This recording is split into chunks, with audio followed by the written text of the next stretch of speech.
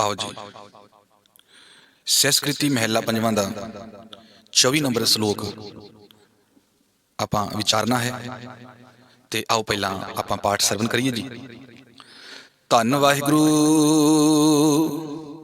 साहिब जियो, दानंग परा पूर्वेण पुछंते महीपते, विपरीत बुद्धियं मारत लोकहा, नानक चिरंकाल दुख भोगते। ये जी दो पंक्तियां दा संपूर्ण श्लोक है। आओ आपां विचारदे हां। दानंग, दानंग दा अर्थ है दान, जिन्हों आपां दान पुन्न कहंदे हां। वैसे सिख दान ते पुन्न नहीं करता। सिख की करता है, हाँ जे दिंदा है तो ये गुरु का दसवंध दिंदा है जां गुरां दे नाम ते दिंदा है। ते गुरु ने की किया है, गरीब का मूँह गुरु की गोलक। असी गुरु का ये हुक्म, ये मैसेज सुनेहा छड्ड के ते असी गरीब का मूँह ते छड्ड दिता ते अमीर दी गुरुद्वारे की गोलक विच असी माया पा दित्ती। गुरु घर विच भी देना है, क्योंकि गुरुद्वारे के कारज भी माया तो बिना नहीं चलते।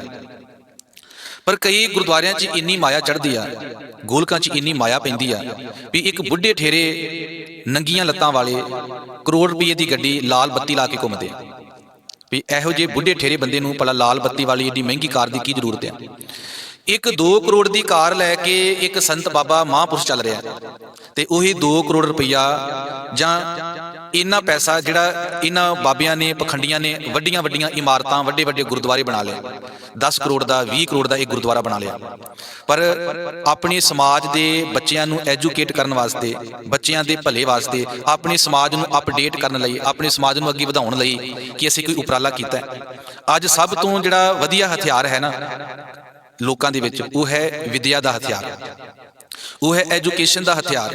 पर साडा पंजाबी समाज, जे असीं पंजाब की गल करिए, मैं भी पंजाब के पिंडां विच उठ के आया भी सानू विद्या के पक्षों बड़ी मार पई आ।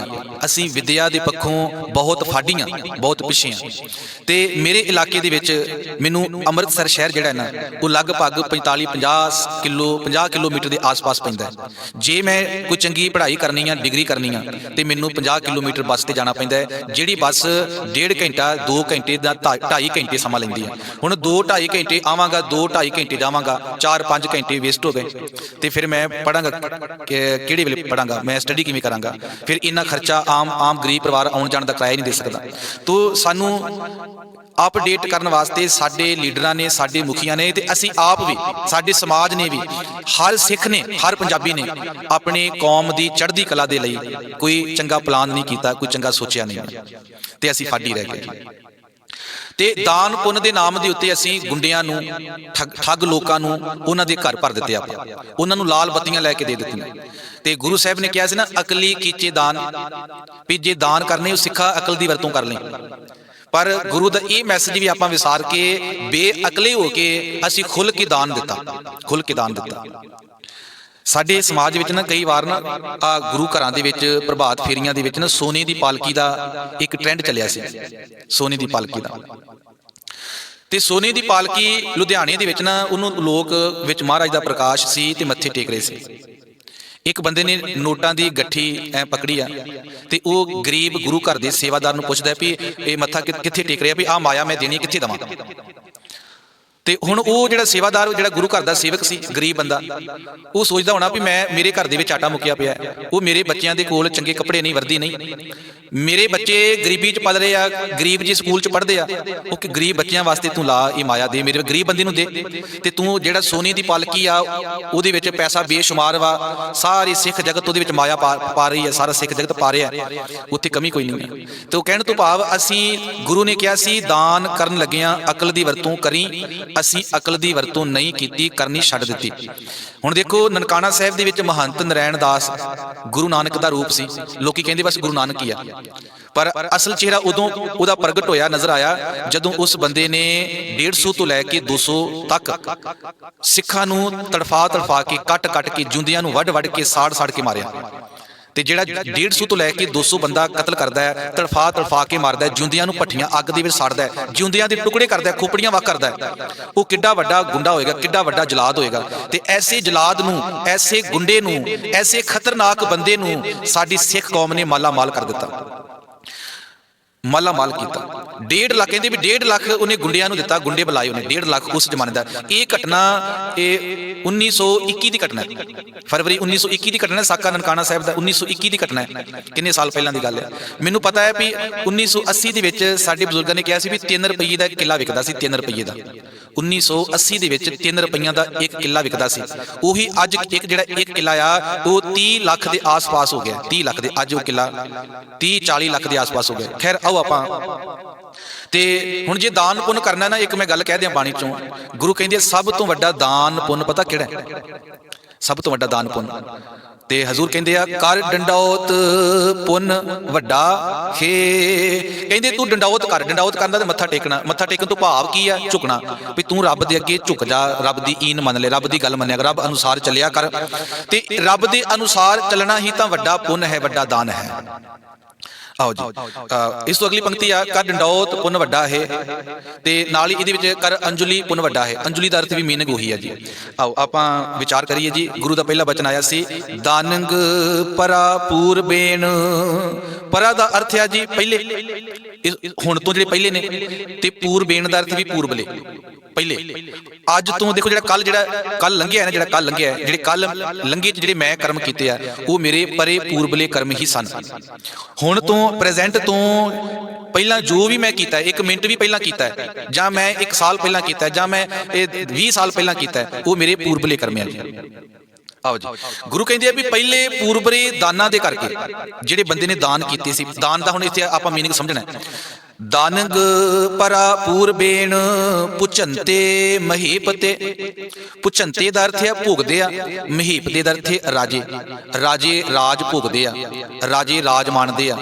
ਰਾਜੇ ਲੋਕ ਰਾਜ ਤਖਤ ਤੇ ਬੈਠ ਕੇ ਐਸ਼ੋ ਆਨੰਦ ਕਰਦੇ ਆ, ਐਸ਼ੋ ਆਨੰਦ ਭੋਗਦੇ ਆ। ਪਤਾ ਕਿਉਂ ਭੋਗਦੇ ਆ, ਕਿਉਂ ਉਹਨਾਂ ਨੂੰ ਰਾਜ ਮਿਲਿਆ? ਕਿਉਂਕਿ ਉਹਨਾਂ ਨੇ ਪਹਿਲੋਂ ਇਹ ਕਰਮ ਕੀਤੇ ਨੇ, ਇਹੋ ਜਿਹੇ ਕਰਮ ਕੀਤੇ ਨੇ, ਭਾਵ ਉਹਨਾਂ ਨੇ ਇਹੋ ਜਿਹਾ ਸਟਰਗਲ ਕੀਤਾ ਹੈ।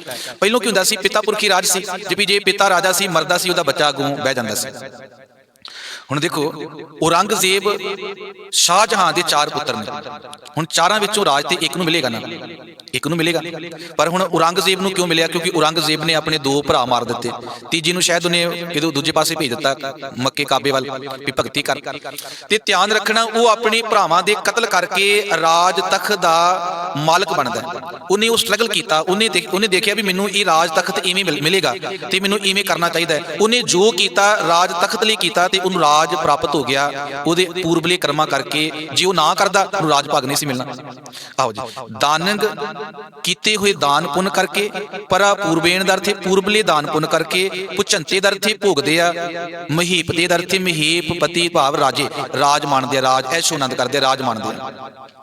ਤੇ ਫਿਰ ਇਹ ਪਹਿਲੀ ਪੰਕਤੀ। ਇਸ ਤੋਂ ਅੱਗੇ ਗੁਰੂ ਕਹਿੰਦੇ ਆ, ਵਿਪਰੀਤ ਬੁੱਧਿਅੰਗ। ਬੁੱਧਿਅੰਗ ਦਾ ਅਰਥ ਬੁੱਧੀ, ਵਿਪਰੀਤ ਦਾ ਅਰਥ ਉਲਟੀ ਬੁੱਧੀ। ਜਦੋਂ ਉਹਨਾਂ ਦੀ ਰਾਜ ਭਾਗ ਤੇ ਬੈਠੇ ਆ ਤੇ ਉਹਨਾਂ ਦੀ ਬੁੱਧੀ ਉਲਟ ਹੋ ਗਈ, ਉਹਨਾਂ ਦੀ ਮੱਤ ਪੁੱਠੀ ਪੈ ਗਈ ਜੀ। ਰਾਜ ਦੇ ਨਸ਼ੇ ਵਿੱਚ ਉਹ ਚੰਗਿਆਈ ਭੁੱਲ ਗਏ, ਚੰਗਾ ਮਾੜਾ ਭੁੱਲ ਗਏ। ਵਿਪਰੀਤ ਬੁੱਧਿਅੰਗ, ਉਹਨਾਂ ਦੀ ਬੁੱਧ ਪੁੱਠੀ ਹੋ ਗਈ, ਬੁੱਧੀ ਭੈੜੀ ਹੋ ਗਈ, ਉਹਨਾਂ ਦੀ ਬੁੱਧ ਭ੍ਰਿਸ਼ਟ ਹੋ ਗਈ। ਮਾਰਤ ਲੋਕਾਂ, ਉਹ ਲੋਕਾਂ ਨੂੰ ਮਾਰਦੇ ਆ, ਉਹ ਲੋਕਾਂ ਤੇ ਜ਼ੁਲਮ ਕਰਦੇ ਆ। ਰਾਜੇ ਲੋਕ ਆਪਣੇ ਪਹਿਲੇ ਕਰਮਾਂ ਕਰਕੇ ਤੇ ਰਾਜੇ ਬਣ ਗਏ। ਜਦੋਂ ਰਾਜ ਤੇ ਬੈਠਦੇ ਆ ਤੇ ਬੁੱਧੀ ਭ੍ਰਿਸ਼ਟ ਹੋ ਜਾਂਦੀ ਹੈ ਐਸ਼ੋ ਆਨੰਦ ਵਿੱਚ, ਤੇ ਉਹ ਲੋਕਾਂ ਦੇ ਉੱਤੇ ਜ਼ੁਲਮ ਕਰਦੇ ਆ, ਲੋਕਾਂ ਤੇ ਅਤਿਆਚਾਰ ਕਰਦੇ ਆ। ਤੇ ਮਾਰਤ ਲੋਕੇ ਦਾ ਅਰਥ ਲੋਕਾਂ ਨੂੰ ਮਾਰਦੇ ਆ, ਭਾਵ ਲੋਕਾਂ ਨੂੰ ਦੁਖੀ ਕਰਦੇ ਆ, ਲੋਕਾਂ ਤੇ ਜ਼ੁਲਮ ਕਰਦੇ ਆ। ਤੇ ਦੇਖੋ, ਇੱਕ ਹਿੰਦੂ ਧਰਮ ਦੇ ਵਿੱਚ ਇੱਕ ਪੰਕਤੀ ਆਉਂਦੀ ਹੈ, ਸ਼ਾਇਦ ਮੈਂ ਭੁੱਲਦਾ ਨਾ ਹੋਵਾਂ, ਵਿਪਰੀਤ ਬੁੱਧੀ ਵਿਨਾਸ਼ ਕਾਲੇ। ਵੀ ਬੰਦੇ ਦਾ ਕਹਿੰਦੇ ਵੀ ਜਦੋਂ ਕਾਲ ਵਿਨਾਸ਼ ਕਾਲ ਆ ਜੇ ਨਾ, ਤੇ ਉਹਦੀ ਮੱਤ ਪੁੱਠੀ ਹੋ ਜਾਂਦੀ ਹੈ। ਤੇ ਅਸਲ ਵਿੱਚ ਮੱਤ ਪੁੱਠੀ ਰੱਬ ਨਹੀਂ ਕਰਦਾ, ਮੱਤ ਪੁੱਠੀ ਹੋਣਾ ਆਪਣੇ ਤੇ ਡਿਪੈਂਡ ਕਰਦਾ। ਦੇਖੋ, ਚੰਗੀ ਮਾੜੀ ਦੀ ਹਰ ਬੰਦੇ ਨੂੰ ਪਤਾ ਹੁੰਦਾ ਹੈ। ਔਰੰਗਜ਼ੇਬ ਨੂੰ ਪਤਾ, ਪਰ ਜਦੋਂ ਬੰਦਾ ਮਾੜਾ ਕਰਦਾ ਉਹਨੂੰ ਪਤਾ ਹੁੰਦਾ। ਪਰ ਉਹ ਆਪਣੇ क्योंकि पाप बुरा ते पापी को प्यारा, और पापी बंदे नूं पाप करना प्यारा लगदा है, निंदक बंदे नूं निंदिया करनी चंगी लगदी है, नशेड़ी बंदे नूं नशा करना चंगा लगदा है। पर नशेड़ी नूं पुछ लो भी नशा करन दे नाल तूं बर्बाद हो, वो कहंदा हाँ मैनूं पता नशा करन नाल मैं बर्बाद हो रहा, मेरी सेहत बर्बाद हो रही है, मेरा घर बार बर्बाद हो रहा है, मेरा सब कुछ बर्बाद हो रहा है, पर वो नशा छड्डण लई तैयार नहीं, अपनी आदत तो सुभाਅ तो अपने थॉट तो वो मजबूर हो चुका हुंदा। आओ जी, एक गल ना असी बाणी चों याद आ गई, फिर रह जाएगी कि पाप पुण्य दोए एक समान, निज घर पारस तजो गुनान। भी पाप ते पुण्य एक समान ने, वो किवें समान है, ये गल है, पर ये समान किवें है, बराबर किवें है? पर जे बराबर हुंदे ते फिर देखो गुरु ने ये गल कही ना, पापी कर्म कमावदे करदे हाय हाय। भी पापी बंदे जदों पाप करदे आ ते अपने कीते हुए पापां दी सजा भुगतदे आ, ते फिर वो हाय हाय तड़फदे आ पाप।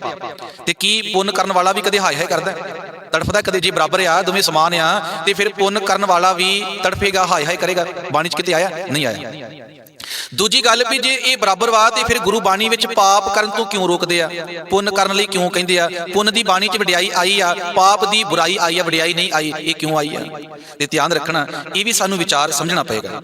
वैसे हिंदू धर्म दे विच तुसीं पहलों देखना भी पाप ते पुण्य किनू क्या है, क्योंकि सिख धर्म ते पाप पुण्य दा विषय नहीं, सिख धर्म दा अंग ही नहीं है, सिख धर्म मनदा ही नहीं पाप पुण्य नूं। पर ये पाप पुण्य हिंदू धर्म विचारधारा विचों आया। ते हुण हिंदू धर्म विच उन्हां दे ग्रंथां विच पाप पुण्य की हुंदा है वो भी विचारना पएगा। ते ध्यान रखना, जे पाप पुण्य असी हिंदू धर्म वाले वेखांगे ते साडा एकदम नज़रिया बदल जाएगा। क्योंकि उत्थे बिल्ली नूं जे मार दिता ते पाप, हुण देखो बिल्ली नूं असी ते पाप नहीं मनदे ना, पर वो मनदे हाँ। जे गां नूं मार दिता ते ये वड्डा पाप। जे शूद्र दा दर्शन, शूद्र ब्राह्मण दे सामने शूद्र आ गया ते बड़ा वड्डा पाप। ते जे शूद्र दे पैर दे उत्ते जिथे पैर रखदा है वो धरती पापी हो गई, उहदे ते पैर ब्राह्मण दा आ जाए ते ब्राह्मण दा जन्म भ्रष्ट हो जाता है। इस तरह की विचार, इसलिए शूद्र जिहड़ा नीवीं जाति का बंदा सी उहनूं टाणी डाली बन के जां झाड़ू बन के चलना पैंदा सी भी उहदे टाणी दे नाल, डाली दे नाल, झाड़ू दे नाल उहदे पैरां दे निशान मिट जाण, क्योंकि उदों घट्टा हुंदा सी, अज वर्गियां सड़कां नहीं सी हुंदियां। तो साध संगत भई गुरु अमरदास ने तो ये गल कही है ना कि सिमरत शास्त्र पाप पुण्य विचार दे ते तत्ते सार ना जानी। असी पाप पुण्य तो अगे टप के लंघ के तत् सार जिहड़ा ना रब्बी ज्ञान उन्होंने विचारना है जी। आओ आपां ना शब्द पूरा कर दईए, दो पंक्तियां सी, समा ज्यादा आपां ले लिया। दानंग परापूर बेण पुचंते महीपते, विपरीत बुद्धिअंग मारत लोक है, नानक चिरंकाल दुख भोगते। जदों उन्हां दी बुद्धि भ्रिष्ट हो जाती है, विपरीत बुद्धिअंग, ते वो लोकां ते जुल्म करदे आ, मारत लोके लोकां नूं मारदे जुल्म करदे आ। ते इसे जुल्म करके, इसे पाप करके की हुंदा जी, चिरंकाल बड़ा चिर दुख भोगते, दुख भोगदे आ।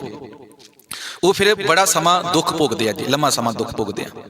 शाहजहां ने पाप कीता, भावें कि चंगा राजा सी पर पापी सी, उन्हें पाप की कीता। वड्डी उदाहरण आ भी जदों शाहजहां ने ताज महल बनाया ते ताज महल नूं बनाउण लग्गिया उहदी इमारत नूं देखना भी किन्ने कारीगर लगे होणगे, उहदी मीनाकारी पत्थर नूं शैणी दे नाल तराशना, उदों अज वर्गे मशीनां नहीं सी ते किन्ना समा लगदा होएगा, उहनूं बनाउण विच किन्ने मजदूर लगे होणगे, उहनूं एडे वड्डी इमारत नूं बनाउंदिआं किन्ने लोक मरे होणगे, क्योंकि अज वर्गे सेफ्टी दे उदों साधन भी नहीं सन। ते उस इलाके नूं देखोगे तुहानूं उत्थे कई चीज़ां सहूलतां भी नहीं मिलणगीआं। ते ध्यान रखना, मोटी जी गल भी शाहजहां बादशाह ने अपनी घरवाली वास्ते उन्होंने खुश करने वास्ते हज़ारां मजदूरां नूं लगा के ते ताज महल इमारत बनाई। ते ताज महल इमारत नूं बनाउंदिआं कई मजदूर मर गए, उन्हां दी हाई भी लगी होएगी। उन्हें कई मजदूरां नूं, कारीगरां नूं उन्हां दी बनदी पेमेंट पैसा जां मजदूरी भी नहीं दित्ती होवेगी।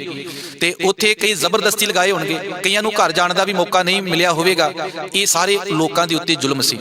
ते ध्यान रखना, इहो ਜਿਹੇ कई जुल्मां करके उन्होंने फिर अपने जुल्म की सज़ा भुगतनी ये पई भी ਉਹਦੇ पुत्र ने ही उन्होंने जेल विच बंद किया। सब तो वड्डा दुख भी पुत्र ही मैनूं जेल च बंद कर गया। फिर ਉਹਦੇ पुत्र ने उन्होंने भुखा तड़फा के मारिया भी एक तड़फा के मारन वाला दुश्मन होवे ते ठीक है, पर अपना पुत्र ही होवे जिन्हों पालिया सी, जिन्हों अपने मूँह चों कढ़ के खवाया सी, अज उही मैनूं भुखा मार के तड़फा के मारदा पिया। ते ध्यान रखना, शाहजहां दुख भोगदा होया जेल विच ਆਪਣਾ ਅੰਤ ਕਰ ਜਾਂਦਾ ਹੈ। ਤੋ ਇੱਥੇ ਪੰਕਤੀ ਆਈ ਹੈ ਵੀ ਨਾਨਕ ਚਰੰਕਾਲ ਦਾ ਅਰਥ ਬਹੁਤ ਸਮਾਂ ਦੁੱਖ ਭੋਗਦੇ, ਫਿਰ ਉਹ ਦੁੱਖ ਭੋਗਦੇ ਆ ਜਿਹੜੇ ਮਾੜੇ ਕਰਮ ਪਾਪ ਕਰਦੇ ਆ।